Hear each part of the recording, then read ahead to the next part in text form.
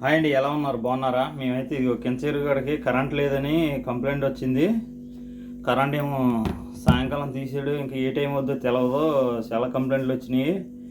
సాయంకాలం 12 అవ్వచ్చు నైట్ అని అన్నారు. అప్పటికప్పుడే జనరేటర్ పురమాయించామండి, రేపు బిగించుకుందాం అన్నట్టు.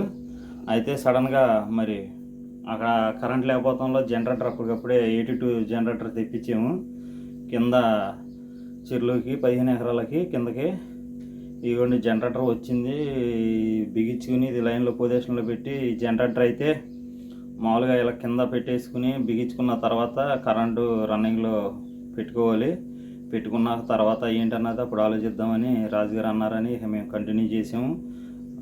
జనరేటర్ బిగిత్తం చాలా అదృష్టం. ఎందుకంటే కరెంట్ రాత్రి 12 దగ్గర రాలేదు. చేప రొయ్య గురకుంటలో డిఓ కంప్లైంట్ వస్తే చాలా ఇబ్బందులు పడినాం. అందుకనే ఇక జనరేటర్ తెప్పించాం. అప్పటికప్పుడే రాత్రి 11కి 12కి కలెక్షన్ ఇచ్చామండి. తెచ్చింది కరెంట్ ఇంకా వస్తుందని 12కి కలెక్షన్ ఇచ్చాము. ఎందుకంటే ఇప్పుడు ఇంకోటి ఏంటంటే ఇంత కష్టపడి 2 నెలలు అయిందండి. ఇంకా ఈ లోపల ఏదైనా ఇబ్బంది వస్తే 1 గంట చాలు రొయ్యల చెరువుకి. రైతు ఏం చేయాలో కూడా ఎటు పాలుపోదు. ఎందుకంటే కుర్రోళ్ళని బట్టే ఉంటుందండి చెరువు అన్నది. రొయ్యల చెరువు ఏదన్నా సరే కుర్రాళ్ళు చేసే పని బట్టి ఉంటుంది. మనం చేసే జాగ్రత్త బట్టి, ఓనర్ గారు చెప్పేదాన్ని బట్టి, మనం నడుచుకునే దాన్ని బట్టి చాలా పొజిషన్లో ఉంటుంది.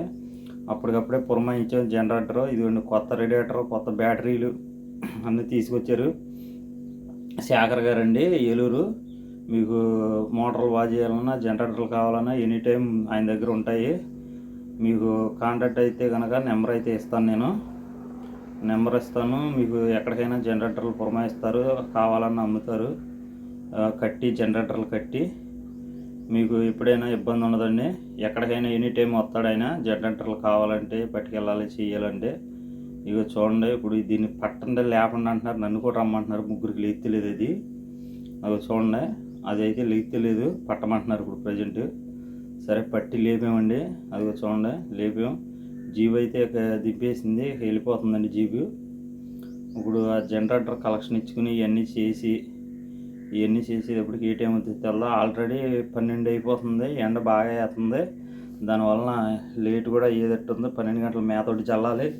ఇవ్వండి మొన్నే కొత్తగా గొడవ వేసాము, రేకాయి కొట్టించామండి. ఇప్పుడు పడవ ఒకటి వస్తుంది, కొత్త పడవ కొందామని వెళ్ళారు. పడవ ఒకటి రావాలి. ఆ పడవ వస్తే కనుక దింపేసి ఇప్పుడు మళ్ళీ మేము వెళ్ళాలి. వెళ్ళాక ఇంకా చాలా పనులు ఉన్నాయి.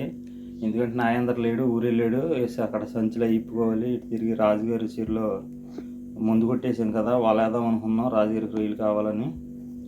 అయితే ఇంకా టైం చాలా ఉంది, సంచులు ఇప్పుకోవాలి, ఇవన్నీ చేయాలి.